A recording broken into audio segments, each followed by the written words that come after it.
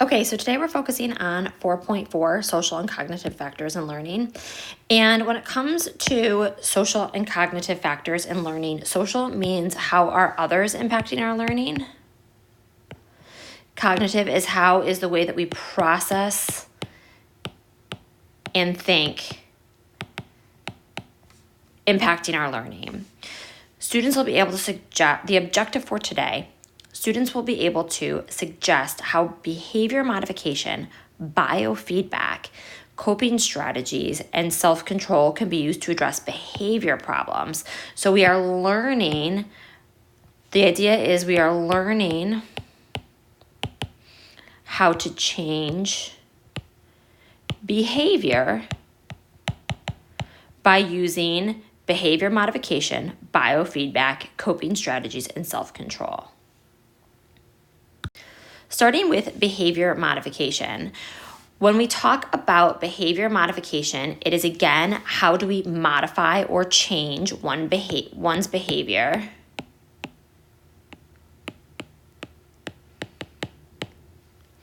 The first one way might be to use operant conditioning.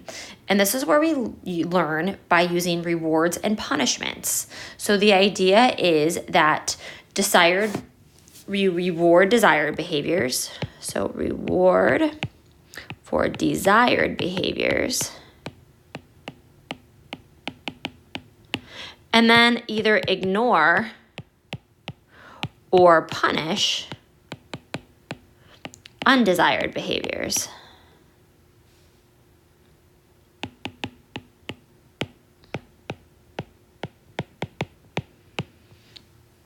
Okay, so Jack does something good, Jack gets a cookie, Jack does something bad.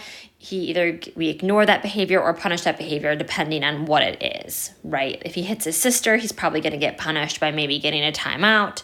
If he's just being defiant, then we may try to ignore him. A token economy is when you earn tokens for desirable behavior and you turn those tokens in for a reward.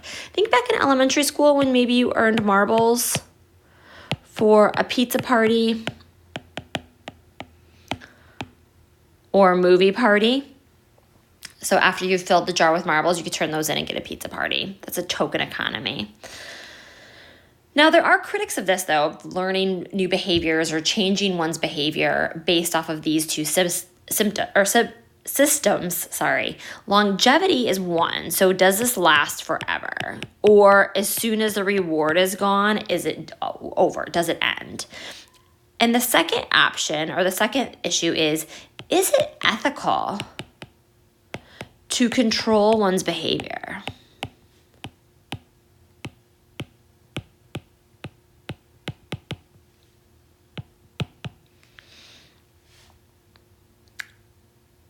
So this is how learning can impact behavior.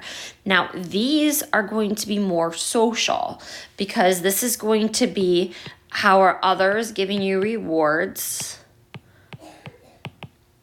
and how are others giving you tokens. Now, part of this too, though, the cognitive factor is what do you think of this?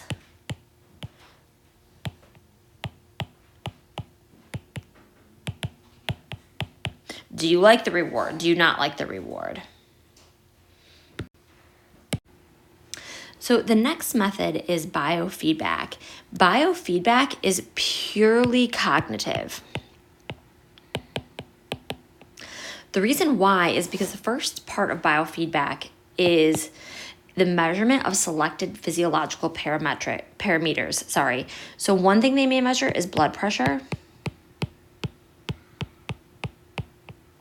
Another thing that they may measure is going to be like muscle tension.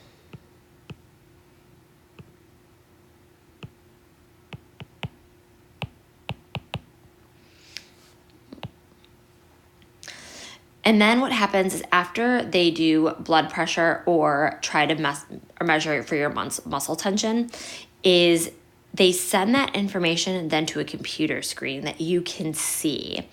And then this is the cognitive process, is then how do you think Or what do you think about that information that you see on that screen? Does that make you realize that you're stressed? Does that make you realize that you're tense?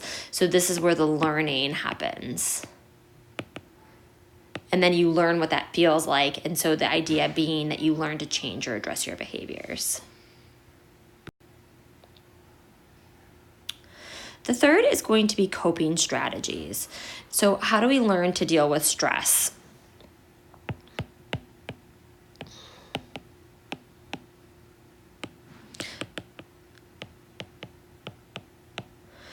First is problem-focused coping. This is where this is going to be a cognitive. This is when you actually think of, how am I going to solve this problem? The second is emotion-focused coping, and this is where you may talk to someone about it. So this is going to be your social, and this is going to be your cognitive. Perceived control is how much control do you have over the situation?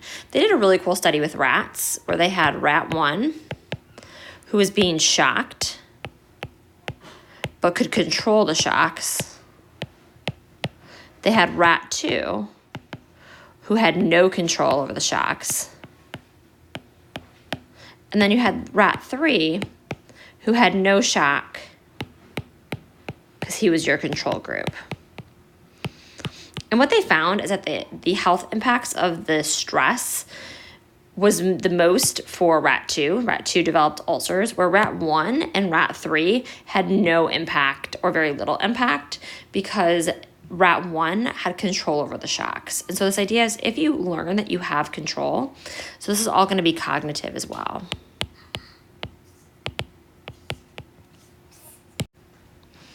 Optimism in health. The operational definition of optimism is if you expect the best and are hopeful about the future, then you can be considered optimistic.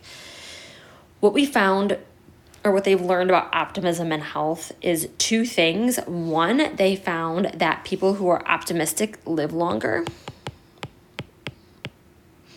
And the second part of this is you also tend to perform better. So meaning like you tend to do better at work or school. Your social network, they found, so this is going to be, optimism in health will also be cognitive because it's how you're thinking about your situation. Your social network, this is obviously all social. And what they found is that this is based off of the more social connections you have, the less likely you are to get sick.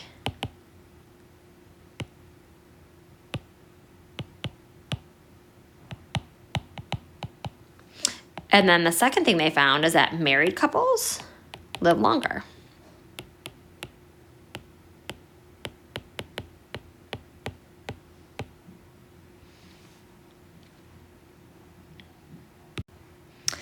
And then finally with self-control, if you have not seen this video yet, I highly recommend it. It's super cute. This is the marshmallow study with toddlers where they give them 1 marshmallow and they say, if you can wait till the end of this time period, we'll give you 2.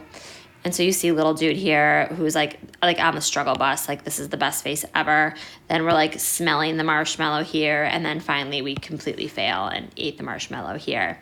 But what we've learned is that if you learn self-control, so this is going to be cognitive. If you learn self-control, then you tend to be more successful.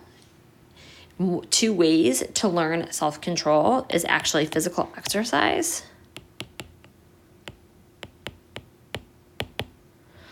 and time management.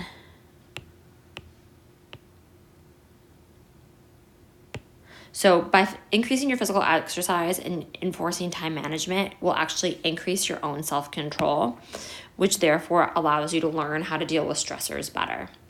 So these are just some ways that you use cognitive and social influences when learning new behaviors. So this can also allow you to learn behavior management if you have self-control, right? If you can control yourself, then you can manage your behaviors. And that's it for today.